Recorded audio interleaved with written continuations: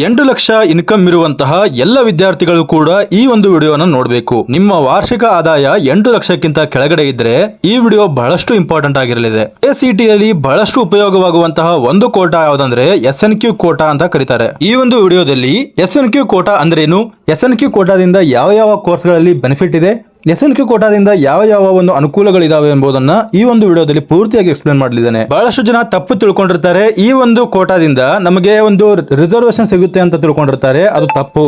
ಆ ರಿಸರ್ವೇಶನ್ ಸಿಗೋದಿಲ್ಲ. ಆದ್ರೆ ಈ ಒಂದು ಕೋಟಾದಿಂದ ನಿಮಗೆ ಏನು ಬೆನಿಫಿಟ್ ಇದೆ ಎಂಬುದನ್ನ ನೋಡ್ಕೊಂಡು ಹೋದ್ರೆ ಅದರಲ್ಲಿ ಮುಖ್ಯವಾಗಿ ಕಂಡುಬರೋದು ಟ್ಯೂಷನ್ ಫೀಸ್ ಇರುತ್ತಲ್ಲ, ಅಂದ್ರೆ ನೀವು ಇಂಜಿನಿಯರಿಂಗ್ ಸೀಟನ್ನು ತೆಗೆದುಕೊಂಡಿರ್ತೀರಿ, ಇಂಜಿನಿಯರಿಂಗ್ ಫೀಸ್ ಇರುತ್ತಲ್ಲ, ಆ ಫೀಸ್ ಅಲ್ಲಿ ನಿಮಗೆ ಕನ್ಸೆಷನ್ ಸಿಗುತ್ತೆ. ಅಂದ್ರೆ ಮೆರಿಟ್ನ ಆಧಾರದ ಮೇಲೆ ನೀವು ಏನಾದರೂ ಎಕನಾಮಿಕಲಿ ಅಂಡರ್ ಪ್ರಿವಿಲೇಜ್ ಸ್ಟೂಡೆಂಟ್ ಆಗಿದ್ರೆ ಇಂತಹ ವಿದ್ಯಾರ್ಥಿಗಳನ್ನ ಆಯ್ಕೆ ಮಾಡಿಕೊಂಡು ನಿಮ್ಮನ್ನ ಅಲಾಟ್ಮೆಂಟ್ ಮಾಡಿರ್ತಾರೆ. ಈಗ ಒಂದು ಇಂಜಿನಿಯರಿಂಗ್ ಕಾಲೇಜ್ ಸಿಕ್ಕಿದೆ, ನನಗೆ RV ಕಾಲೇಜ್ ಅನ್ನು ಸಿಕ್ಕಿದೆ. RV ಕಾಲೇಜಲ್ಲಿ ನನಗೆ SNQ ಕೋಟಾದಲ್ಲಿ ಸೀಟ್ ಸಿಕ್ಕಿದ್ದಾಗ ಅಂತ ಸಂದರ್ಭದಲ್ಲಿ ನನಗೆ ಫೀಸ್ ಅಲ್ಲಿ ಕನ್ಸೆಷನ್ ಆಗ್ತದೆ. ಅದು ಕೂಡ ಗೌರ್ಮೆಂಟ್ನ ಅಂಡರ್ ಅಲ್ಲಿ ಬರುವಂತಹ ಈ ಒಂದು SNQ ಕೋಟಾದಲ್ಲಿ ಪ್ರತಿಯೊಂದು ಇಂಜಿನಿಯರಿಂಗ್ ಕಾಲೇಜ್ಗಳಲ್ಲಿ ಕೂಡ 5% ಹೆಚ್ಚುವರಿ ಸೀಟ್ಗಳು ಈ ಒಂದು ಕೋಟಾದಲ್ಲಿ ಬರುತ್ತೆ. ಆ ಒಂದು ಸೀಟಲ್ಲಿ ನಿಮಗೇನಾದರೂ ಸೀಟ್ ಸಿಕ್ಕರೆ ಅಲ್ಲಿರುವಂತಹ ಫೀಸ್ ಅಲ್ಲಿ ಕನ್ಸೆಷನ್ ಆಗುತ್ತೆ. ಈಗ ನಿಮಗೆ SNQ ಕೋಟಾದಿಂದ ನಿಮಗೆ ಅರ್ಥವಾಗಿದೆ, ಈ ಒಂದು ಕೋಟಾ ಕೇವಲ ಇಂಜಿನಿಯರಿಂಗಿಗೆ ಮಾತ್ರ ಸಂಬಂಧಪಟ್ಟಿದ್ದು. ಈ ಒಂದು ಕೋಟಾದಲ್ಲಿ ನಿಮಗೆ ರಿಸರ್ವೇಶನ್ ಸಿಗೋದಿಲ್ಲ, ಆದರೆ ಫೀಸ್ ಅಲ್ಲಿ ಕನ್ಸೆಷನ್ ಸಿಗುತ್ತೆ. ಹಾಗಾದ್ರೆ ನಾನು BSc ಅಗ್ರಿಕಲ್ಚರ್ನ ಮಾಡ್ತೇನೆ, ನಾನು ವೆಟರ್ನರಿಯನ್ನು ಮಾಡ್ತೇನೆ, ನಾನು MBBS ಅನ್ನು ಮಾಡ್ತೇನೆ, ನನಗೂ ಕೂಡ SNQ ಅಪ್ಲೈ ಆಗುತ್ತಾ ಅನ್ನೋದು ನಿಮ್ಮ ಡೌಟ್ ಇರುತ್ತೆ. ಅದಕ್ಕೆ ಈಗ ಒಂದು ಪರಿಪೂರ್ಣವಾದಂತಹ ಮಾಹಿತಿಯನ್ನು ಕೊಡ್ತಾ ಇದ್ದೇನೆ ನೋಡಿ. ಪ್ರತಿಯೊಂದು ಕಾಲೇಜಿನಲ್ಲಿ, ಅದು ಕೂಡ ಇಂಜಿನಿಯರಿಂಗ್ ಕಾಲೇಜಲ್ಲಿ 5% ರಿಸರ್ವೇಶನ್ ಮಾತ್ರ ಈ ಒಂದು SNQ ಕೋಟಾಗೆ ಇರುತ್ತೆ. ಪ್ರತಿಯೊಂದು ಇಂಜಿನಿಯರಿಂಗ್ ಕಾಲೇಜಲ್ಲಿ ಕೂಡ ಆಲ್ ಗೌರ್ಮೆಂಟ್, ಯೂನಿವರ್ಸಿಟಿ, ಏಡೆಡ್ ಮತ್ತು ಪ್ರೈವೇಟ್ ಅನ್ಏಡೆಡ್ ಕಾಲೇಜ್ಗಳು, ಈ ಒಂದು ಇಂಜಿನಿಯರಿಂಗ್ ಕಾಲೇಜ್ಗಳಲ್ಲಿ ಮೈನಾರಿಟಿ ಆದರೂ ಆಗಿರ್ಬೋದು, ನಾನ್ ಮೈನಾರಿಟಿ ಆಗಿರ್ಬೋದು, ಇಂತಹ ಎಲ್ಲ ಕಾಲೇಜ್ 5% ಸೀಟ್ಗಳು ಈ ಒಂದು SNQ ಕೋಟಾದ ಅಡಿಯಲ್ಲಿ ಬರುತ್ತೆ. ಹಾಗಾದ್ರೆ ಇದು ಯಾವ ಕ್ಯಾಟಗರಿಯವರಿಗೆ ಬರುತ್ತೆ?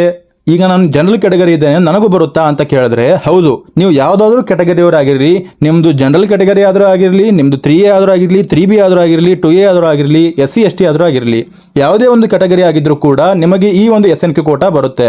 ಆದರೆ ಟರ್ಮ್ಸ್ ಅಂಡ್ ಕಂಡೀಷನ್ ಏನಿರುತ್ತೆ ಅನ್ನೋದು ಈಗ ತಿಳ್ಕೊಳ್ಳಿ.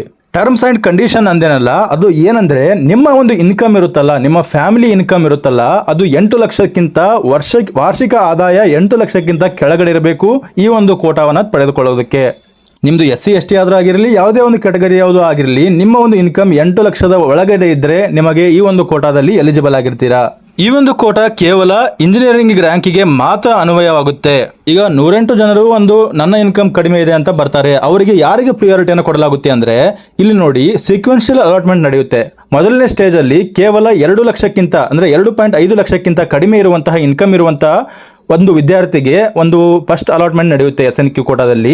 ನಿಮ್ಮ ಒಂದು ವಾರ್ಷಿಕ ಆದಾಯ 0 ಇಂದ ಹಿಡ್ಕೊಂಡು 2.5 ಲಕ್ಷದ ಒಳಗಡೆ ಇದ್ರೆ ಈ ಒಂದು ಬ್ರಾಕೆಟ್ ಅಲ್ಲಿರುವಂತಹ ಎಲ್ಲ ವಿದ್ಯಾರ್ಥಿಗೂ ಫಸ್ಟ್ ಪ್ರಿಯಾರಿಟಿಯನ್ನು ಕೊಡ್ತಾರೆ SNQ ಕೋಟಾದಲ್ಲಿ. ಈ ರೀತಿ ಕೊಟ್ಟಾಗ RV ಕಾಲೇಜ್ನಲ್ಲಿ ಎಲ್ಲ ಸೀಟ್ಗಳು ಫಿಲ್ ಆಗಿಬಿಟ್ರೆ ಆ ಸಂದರ್ಭದಲ್ಲಿ ನಿಮ್ಮ ಇನ್ಕಮ್ 8 ಲಕ್ಷಕ್ಕಿಂತ ಕಡಿಮೆ ಇದ್ರೂ ಕೂಡ ನಿಮಗೆ SNQ ಕೋಟಾದಲ್ಲಿ ಅಲಾಟ್ಮೆಂಟ್ ನಡೆಯೋದಿಲ್ಲ. ನಿಮಗೆ ಅರ್ಥವಾಗಿದೆ ಅನ್ಕೊಳ್ತೀನಿ. ಈಗ RV ಕಾಲೇಜಲ್ಲಿ 5 ಸೀಟ್ಗಳಿದಾವೆ ಅನ್ಕೊಳ್ಳಿ. 5 ಸೀಟ್ಗಳು ಕೂಡ 2.5 ಲಕ್ಷದ ಒಳಗಡೆ ಇರುವಂತವರೇ ತೆಗೆದುಕೊಂಡು ಬಿಟ್ರೆ ಸೀಟನ್ನ, ಅವಾಗ 8 ಲಕ್ಷಕ್ಕಿಂತ ಕಡಿಮೆ ಇರುವಂತಹ ವಿದ್ಯಾರ್ಥಿಗಳಿಗೂ ಕೂಡ ಆ ಒಂದು ಆಯ್ಕೆ ಇರೋದಿಲ್ಲ. ಯಾಕಂದ್ರೆ 2.5 ಲಕ್ಷಕ್ಕಿಂತ ಒಳಗಡೆ ಇರುವಂತಹ ವಿದ್ಯಾರ್ಥಿಗಳಿಗೆ ಮೊದಲ ಪ್ರಿಯಾರಿಟಿಯನ್ನು ಕೊಡ್ತಾರೆ. ಇನ್ನೊಂದು ಬಾರಿ ಗಮನ ಇಟ್ಕೊಂಡು ಕೇಳಿಸ್ಕೊಳ್ಳಿ. ಮೊದಲಿಗೆ ನಿಮ್ಮ ಅಲಾಟ್ಮೆಂಟ್ ಅನ್ನು ನಡೆಯುತ್ತೆ. ಅಲಾಟ್ಮೆಂಟ್ ಅಲ್ಲಿ ನಿಮಗೆ ಒಂದು ಕಾಲೇಜ್ ಸಿಗುತ್ತೆ. ಆ ಒಂದು ಕಾಲೇಜ್ನಲ್ಲಿ SNQ ಕೋಟಾಗಳು ಭರ್ತಿ ಆಗದೆ ಇದ್ರೆ ಅವಾಗ ಮಾತ್ರ ನಿಮಗೆ ಸಿಗುವಂತ ಚಾನ್ಸಸ್ ಇರುತ್ತೆ. ಅವೇನಾದರೂ ಭರ್ತಿ ಆಗಿ ಬಿಟ್ಟಿದ್ರೆ, ಅಂದ್ರೆ ನಿಮಗಿಂತ ಕಡಿಮೆ ಇರುವಂತಹ ಫೀ ಸ್ಟ್ರಕ್ಚರ್ ಅಥವಾ ಇನ್ಕಮ್ ಇರುವಂತಹ ವಿದ್ಯಾರ್ಥಿಗಳಿಗೆ ಅಲಾಟ್ಮೆಂಟ್ ಆಗಿಬಿಟ್ಟಿದ್ರೆ ಆ ಕಾಲೇಜಿನಲ್ಲಿ, ಅವಾಗ ನಿಮಗೆ SNQ ಕೋಟಾ ಆ ಒಂದು ಕಾಲೇಜ್ನಲ್ಲಿ ಸಿಗೋದಿಲ್ಲ. ಮೊದಲಿಗೆ ನಿಮಗೆ ಕಾಲೇಜ್ ಅಲಾಟ್ಮೆಂಟ್ ಆಗೋದು, ಆ ಕಾಲೇಜ್ ಅಲಾಟ್ಮೆಂಟ್ ಆದ್ಮೇಲೆ ಅಲ್ಲಿ SNQ ಕೋಟಾಗಳು ಭರ್ತಿ ಆಗದೆ ಇದ್ರೆ ಅವಾಗ ಮಾತ್ರ ನಿಮಗೆ SNQ ಕೋಟಾ ಸಿಗುತ್ತೆ. 5 ಸೀಟ್ಗಳು ಇದಾವೆ ಅಂತ ಅನ್ಕೊಳ್ಳಿ. 5 ಸೀಟ್ಗಳಲ್ಲಿ ಖಾಲಿ ಉಳ್ಕೊಂಡಿದ್ರೆ ಅವಾಗ ಮಾತ್ರ ನಿಮಗೆ ಸಿಗುತ್ತೆ. ಎಕ್ಸಾಂಪಲ್ ಆಗಿ ನಿಮಗೆ ಈಗ ನೀವು ಒಂದು ಆಪ್ಷನ್ ಎಂಟ್ರಿನ ಮಾಡಿರ್ತೀರಿ. ಆಪ್ಷನ್ ಎಂಟ್ರಿನ ಮಾಡಿದಾಗ ನಿಮಗೆ ಒಂದು ಕಾಲೇಜ್ ಸಿಕ್ಕಿದೆ, XYZ ಅನ್ನೋ ಕಾಲೇಜ್ ಸಿಕ್ಕಿದೆ. ಆ ಒಂದು ಕಾಲೇಜ್ನಲ್ಲಿ 5 ಸೀಟ್ಗಳು ಒಂದು SNQ ಕೋಟಾದಲ್ಲಿ ಇದಾವೆ. ನಿಮ್ಮ ಮೇಲ್ಗಡೆ ಇರುವಂತವರಿಗೂ ಕೂಡ ಅದೇ ಒಂದು ಕಾಲೇಜ್ನಲ್ಲಿ ಸೀಟ್ ಸಿಕ್ಕಿದೆ. ಅವರ ಇನ್ಕಮ್ ಏನಾದರೂ 8 ಲಕ್ಷಕ್ಕಿಂತ ಮೇಲ್ಗಡೆ ಇತ್ತು, ನಿಮ್ಮ ಇನ್ಕಮ್ ಏನಾದರೂ 8 ಲಕ್ಷಕ್ಕಿಂತ ಕೆಳಗಡೆ ಇತ್ತು, ಅವಾಗ ನಿಮಗೆ ಆ ಒಂದು ಕಾಲೇಜ್ನಲ್ಲಿ SNQ ಕೋಟಾ ಸಿಗುತ್ತೆ. ಅದೇ ಏನಾದರೂ ನಿಮಗಿಂತ ಮೇಲ್ಗಡೆ ಇರುವಂತಹ ವಿದ್ಯಾರ್ಥಿಗಳು ಏನಾದರೂ 2 ಲಕ್ಷಕ್ಕಿಂತ ಕಡಿಮೆ ಒಂದು ಇನ್ಕಮ್ ಇದ್ರೆ ಅವರಿಗೆ ಫಸ್ಟ್ ಪ್ರಿಯಾರಿಟಿಯನ್ನು ಕೊಡುತ್ತೆ. ಅದೇ ರೀತಿಯಲ್ಲಿ ನಿಮ್ದೇನಾದರೂ 2 ಲಕ್ಷಕ್ಕಿಂತ ಕಡಿಮೆ ಇತ್ತು, ನಿಮ್ಮ ಮೇಲ್ಗಡೆ ಇರುವಂತವರಿಗೆ 8 ಲಕ್ಷಕ್ಕಿಂತ ಕಡಿಮೆ ಇತ್ತು ಇನ್ಕಮ್, ಅವಾಗ ನಿಮಗೆ ಒಂದು ಪ್ರಿಯಾರಿಟಿಯನ್ನು ಕೊಡಲಾಗುತ್ತೆ.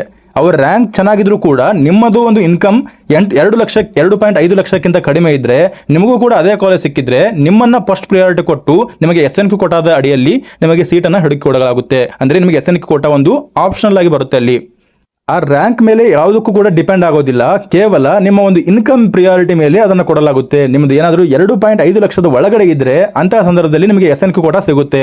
ರ್ಯಾಂಕ್ ಬೇಸಿಸ್ ಮೇಲೆ ಅಲಾಟ್ಮೆಂಟ್ ನಡೆಯುತ್ತೆ, ಆದರೆ ಇನ್ಕಮ್ ಬೇಸಿಸ್ ಮೇಲೆ ನಿಮಗೆ SNQ ಕೋಟಾ ಸಿಗುತ್ತೆ. ಈಗ ನೋಡಿ, RV ಕಾಲೇಜ್ನಲ್ಲಿಯೇ ಎಲ್ಲ ಒಂದು SNQ ಸೀಟ್ಗಳನ್ನ ಫಸ್ಟಿಗೆ 2.5 ಲಕ್ಷ ಒಳಗಡೆ ಇರುವಂತಹವರಿಗೆ ಒಂದು ಅಲಾಟ್ಮೆಂಟ್ ನಡೆಯುತ್ತದೆ. ಅಲಾಟ್ಮೆಂಟ್ ನಡೆದಾದ್ಮೇಲೆ ಸೀಟ್ಗಳು ಭರ್ತಿ ಆಗಲಿಲ್ಲ SNQ ಕೋಟಾದಲ್ಲಿ. ಅಂದ್ರೆ SNQ ಕೋಟಾದಲ್ಲಿ ಯಾರಿಗೂ ಕೂಡ ಒಂದು ಸೀಟ್ ಸಿಗಲಿಲ್ಲ. ಅಂತ ಸಂದರ್ಭದಲ್ಲಿ ಏನ್ ಮಾಡಲಾಗುತ್ತೆ ಅಂದ್ರೆ ಸೆಕೆಂಡ್ ಸ್ಟೇಜ್ಗೆ ಹೋಗಿ 2.5 ಲಕ್ಷದಿಂದ ಹಿಡ್ಕೊಂಡು 3.5 ಲಕ್ಷದವರೆಗೆ ಇನ್ಕಮ್ ಬರುವಂತಹ ವಿದ್ಯಾರ್ಥಿಗಳಿಗೆ ಆ ಒಂದು SNQ ಕೋಟಾವನ್ನು ಕೊಡೋದಕ್ಕೆ ಟ್ರೈ ಮಾಡುತ್ತೆ. ಆ ಸಂದರ್ಭದಲ್ಲಿಯೂ ಕೂಡ ಆ ಒಂದು SNQ ಕೋಟಾದಲ್ಲಿ ಭರ್ತಿ ಆಗದೆ ಇದ್ರೆ ಮುಂದಿನ ಸ್ಟೇಜ್ಗೆ ಹೋಗುತ್ತೆ. ಮುಂದಿನ ಒಂದು ಸ್ಟೇಜ್ ಅಲ್ಲಿ 3.5 ಲಕ್ಷದಿಂದ 4.5 ಲಕ್ಷದವರೆಗೆ ಇನ್ಕಮ್ ಇರುವಂತಹ ವಿದ್ಯಾರ್ಥಿಗಳಿಗೆ ಈ ಒಂದು SNQ ಕೋಟಾವನ್ನು ಕೊಡೋದಕ್ಕೆ ಟ್ರೈ ಮಾಡುತ್ತೆ. ಅವಾಗ ಕೂಡ ಅಲಾಟ್ಮೆಂಟ್ ಆಗಲಿಲ್ಲ ಅವರಿಗೆ. ಅಂತಹ ಸಂದರ್ಭದಲ್ಲಿ 4ನೇ ಸ್ಟೇಜ್ಗೆ ಹೋಗಿ 4.5 ಲಕ್ಷದ ಮತ್ತೆ 6 ಲಕ್ಷದಲ್ಲಿ ಇರುವಂತಹ ಒಂದು ಕಾಲೇಜಿನಲ್ಲಿ ಇರುವಂತಹ ವಿದ್ಯಾರ್ಥಿಗಳನ್ನ ಗಮನಿಸಿ ಅಂತವರಿಗೆ SNQ ಕೋಟಾವನ್ನು ಕೊಡುತ್ತೆ. ಅದಾದ್ಮೇಲೆ ಲಾಸ್ಟ್ ಸ್ಟೇಜ್ನಲ್ಲಿ 6 ಲಕ್ಷದಿಂದ 8 ಲಕ್ಷದ ಒಳಗಡೆ ಇರುವಂತಹ ರೇಂಜಲ್ಲಿ ಇರುವಂತಹ ವಿದ್ಯಾರ್ಥಿಗಳಿಗೆ ಕೊನೆಯ ಅವಕಾಶವನ್ನು ಕೊಟ್ಟು ಆ ಒಂದು SNQ ಕೋಟಾದಲ್ಲಿರುವಂತಹ ಸೀಟ್ಗಳನ್ನು ಭರ್ತಿ ಮಾಡಲಾಗುತ್ತೆ. ಇಷ್ಟೆಲ್ಲ ಪ್ರೊಸೀಜರ್ ಆದ್ಮೇಲೆ ಕೂಡ SNQ ಕೋಟಾಗಳು ಭರ್ತಿ ಆಗದೇ ಇದ್ರೆ ಅಂತವುಗಳನ್ನ ಖಾಲಿಯೇ ಇಡಲಾಗುತ್ತೆ ಹೊರತು ಅದನ್ನ ಬೇರೆಯವರಿಗೆ ಅದನ್ನ ವರ್ಗಾಯಿಸೋದಿಲ್ಲ. ಈ ಒಂದು SNQ ಕೋಟಾದ ಬಗ್ಗೆ ಪೂರ್ತಿ ಮಾಹಿತಿಯನ್ನು ತಿಳ್ಕೊಂಡಿದ್ದೇವೆ. ಹಾಗಾದ್ರೆ ಈ ಒಂದು SNQ ಕೋಟಾವನ್ನು ಪಡೆಯೋದಕ್ಕೆ ಯಾವ ಯಾವ ಡಾಕ್ಯುಮೆಂಟ್ಗಳು ನಮಗೆ ಬೇಕಾಗ್ತವೆ ಎಂಬುದನ್ನು ತಿಳ್ಕೊಳ್ಳೋಣ. ಮೊದಲನೇದಾಗಿ ಇನ್ಕಮ್ ಸರ್ಟಿಫಿಕೇಟ್ ಬೇಕಾಗ್ತದೆ. ಇನ್ಕಮ್ ಸರ್ಟಿಫಿಕೇಟ್ ಅಲ್ಲಿ ನಿಮ್ದು ವ್ಯಾಲಿಡ್ ಆಗಿರುವಂತಹ ಇನ್ಕಮ್ ಇರಬೇಕು. ಅಂದ್ರೆ 8 ಲಕ್ಷದ ಒಳಗಡೆ ಇರುವಂತಹ ಇನ್ಕಮ್ ಇರಬೇಕು. ಅದು ತಹಸೀಲ್ದಾರ್ ಕಡೆಯಿಂದ ನೀವು ಇನ್ಕಮ್ ಸರ್ಟಿಫಿಕೇಟ್ ಅನ್ನು ತೆಗೆದುಕೊಂಡಿರಬೇಕು. ಅದರಲ್ಲಿ RD ನಂಬರ್ ಅನ್ನ ನೀವು ರಿಜಿಸ್ಟರ್ ಮಾಡಿರಬೇಕು ಒಂದು KCT ಅಪ್ಲಿಕೇಶನ್ ಫಾರ್ಮ್ ಅಲ್ಲಿ. ಅಷ್ಟೇ, ನಿಮ್ಮ ಒಂದು ಅಪ್ಲಿಕೇಶನ್ ಫಾರ್ಮ್ ಅಲ್ಲಿ RD ನಂಬರ್ ಅನ್ನು ನೀವು ಯಾವಾಗ ಒಂದು ನಮೂದೆ ಮಾಡ್ತೀರೋ ಆವಾಗ ನಿಮ್ಮ ಒಂದು ಅಪ್ಲಿಕೇಶನ್ ಫಾರ್ಮ್ ಅಲ್ಲಿ ಕೂಡ ಈ SNQ ಕೋಟಾವನ್ನು ಮೆನ್ಷನ್ ಮಾಡಿರ್ತಾರೆ. ನೀವು ಗಮನಿಸಬಹುದು, ಆ SNQ ಕೋಟಾ ಅಲ್ಲಿಯೂ ಕೂಡ ಅಪ್ಲಿಕೇಶನ್ ಫಾರ್ಮ್ ಅಲ್ಲಿ ಕೂಡ ಒಂದು ಬರೆದಿರ್ತಾರೆ SNQ ಕೋಟಾ ಅಂತ.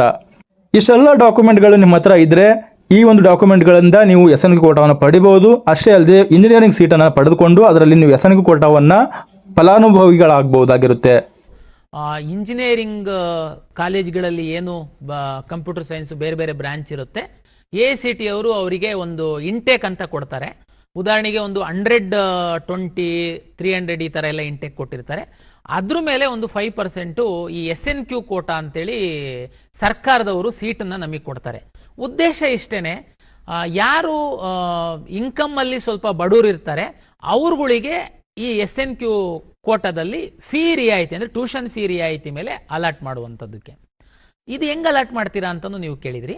ಹೇಗೆ ಅಂತಂದರೆ, ನೀವು ಯಾರು ಗ್ರೂಪ್ಗಳನ್ನ claim ಮಾಡಿರ್ತೀರಾ, A, 2A, 2B, 3A, 3B, ತಾವು 8 ಲಕ್ಷಕ್ಕಿಂತ ಒಳಗಡೆ ಇರೋ ಇನ್ಕಮ್ ಅವ್ರು ಅಷ್ಟೇ ನೀವು ಇದನ್ನು ಕೊಟ್ಟಿರ್ತೀರಾ.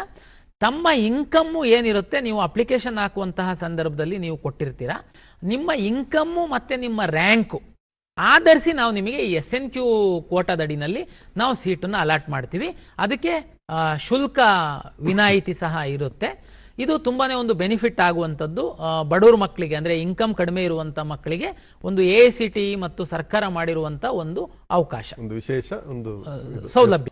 ಇದಿಷ್ಟಾಗಿತ್ತು ಈವರೆಗಿನ ಮಾಹಿತಿ. ಈ ಮಾಹಿತಿ ನಿಮಗೆ ಇಷ್ಟವಾಗಿದ್ದರೆ ಚಾನೆಲ್ ಅನ್ನು ಸಬ್ಸ್ಕ್ರೈಬ್ ಮಾಡಿಕೊಳ್ಳಿ. ಹಾಗೆ ನಿಮ್ಮ ಫ್ರೆಂಡ್ಸ್ಗಳಿಗೂ ಈ ವಿಷಯವನ್ನು ಶೇರ್ ಮಾಡಿ. ಧನ್ಯವಾದಗಳು.